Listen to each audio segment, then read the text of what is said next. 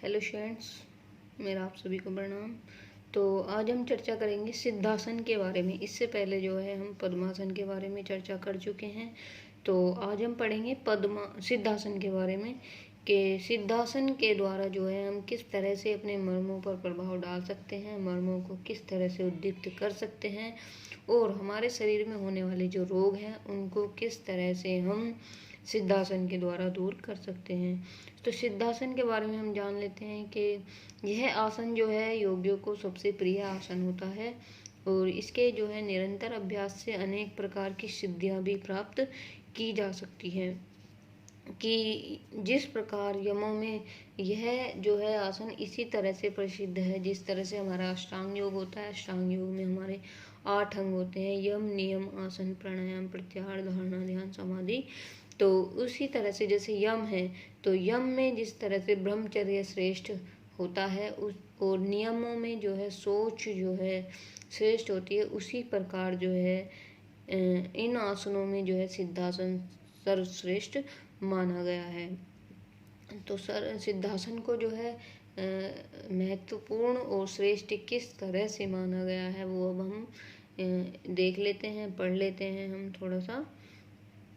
तो आप देख सकते हैं सिद्धासन की विधि के सबसे पहले जो है आसन में बैठ करके जो है दोनों जो है पैरों को फैला लेते हैं, मतलब कि दंडासन में बैठ जाते हैं और जो है तत्पश्चात जो है बाएं पैर की एड़ी को जो है गुदा और जनेंद्रियों के बीच में रखते हैं। तो दाहिनी एड़ी जो होती है, हमारी दाहिने पैर की एड़ी को जो है जननेंद्रियों के ऊपर जो है इस प्रकार से हम रखते हैं कि जनन इंद्रियां और अंडकोश के ऊपर जो है दबाव न पड़े। तो जो है दोनों पैरों के तलवे जंघा के मध्य भाग में रहने चाहिए। जो दोनों पैरों के जो हमारे तलवे हैं वो जांघ जो होती है हमारी जंघा के मध्य में रहने चाहिए। तो हथेली ऊपर की ओर कर दोनों हाथ एक दूसरे के ऊपर गोद में रखते हैं। आप सिद्धासन का चित्र देख सकते हैं, जैसे कि आप अभी देख रहे हैं सिद्धासन। इस तरह से जो है हम सिद्धासन की मुद्रा जो है बना सकते हैं। तो सिद्धासन के अब हम लाभ देखेंगे। अब ये तो थी हमारी विधि के किस तरह से हम जो है सिद्धासन में की अवस्था में बैठते हैं। कि सबसे पहले हम अपने पैरों को सामने फैला लेते हैं, फिर दाहिने पैर की एड़ी को जनेंद्रियों के ऊपर इस प्रकार रखते हैं कि जनेंद्रियां और अंडकोश के ऊपर जो है ज़्यादा दबाव न बने, और दोनों पैरों के जो तलवे होते हैं उनको जंघा के मध्य में रखते हैं और हथेली ऊपर की ओर करके दोनों हाथ एक दूसरे के ऊपर गोद में रख लेते हैं। तो अब इसके लाभ देखेंगे कि किस तरह से जो है यह हमारे लिए आवश्यक है। तो सिद्धासन के अभ्यास से जो है शरीर जो है कि समस्त नाड़ियों का जो शुद्धिकरण हो जाता है।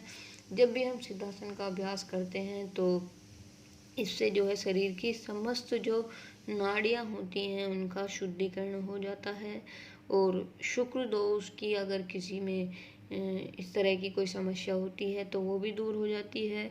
और इसमें जो है ब्रह्मचर्य का पालन में विशेष रूप से ये सहायक होता है। अगर किसी व्यक्ति को या साधक को जो है ब्रह्मचर्य का पालन करना होता है तो उसे जो है सिद्धासन का अभ्यास करना चाहिए। इससे क्या होता है कि विचार पवित्र होते हैं, मन जो है एकाग्र होता है, स्थिर होता है और जो हमारी 72,000 जो नाड़ियां हैं, 72,000 नाड़ियों का मल जो है इस आसन के अभ्यास से दूर होता है। जो भी हमारी नाड़ियों में जो है मल एकत्रित रहता है, कुछ तो जो है वो हमारी श्वास और प्रश्वास की क्रिया के द्वारा जो है दूर हो जाता है और कुछ जो है हमारे सिद्धासन के अभ्यास से दूर होता है। और इससे जो है सिद्धासन के अभ्यास से जो है हमारे वीर्य की रक्षा होती है और स्वप्न दोष के रोगियों के लिए आसन जो है विशेष रूप से जो है लाभकारी बताया गया है। तो इस तरह से अगर आपके समक्ष कोई भी समस्या उत्पन्न होती है या इस तरह की समस्या के आप शिकार हैं तो आप जो है सिद्धासन का अभ्यास कर सकते हैं।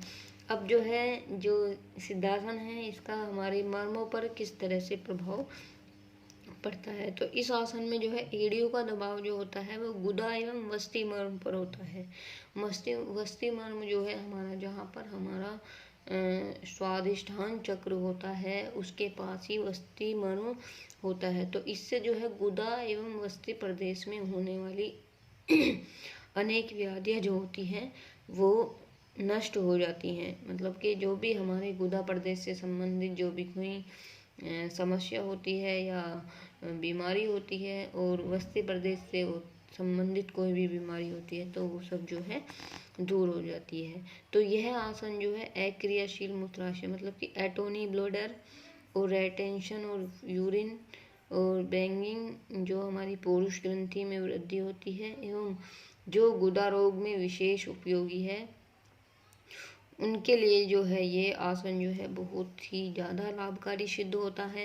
इस तरह के जो भी कोई रोग होते हैं, आप देख सकते हैं कि किस तरह के रोग होते हैं, तो इस सभी रोगों में जो है सिद्धासन बहुत लाभकारी सिद्ध होता है। और एक बात इसमें कही गई है कि जो 45 वर्ष के पश्चात जो है व्यक्ति को इस आसन का अभ्यास अवश्य करना चाहिए।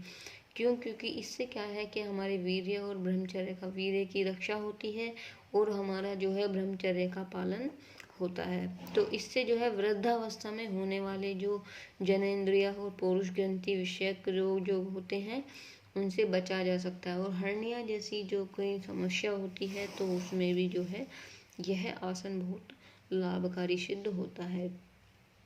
तो ये था हमारा सिद्धासन के इसका लाभ और किस तरह से हम ये कर सकते हैं। तो अगर आप इन सभी आसनों का अभ्यास करते हैं, तो ये जो सभी होने वाली जो बीमारियां हैं, व्याधियां हैं, इनसे आपको छुटकारा मिल सकता है।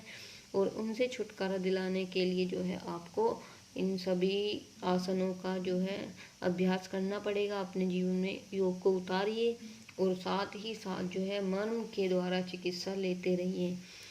तो आज की जो हमारी जो वीडियो थी वो यहीं पर समाप्त होती है। धन्यवाद।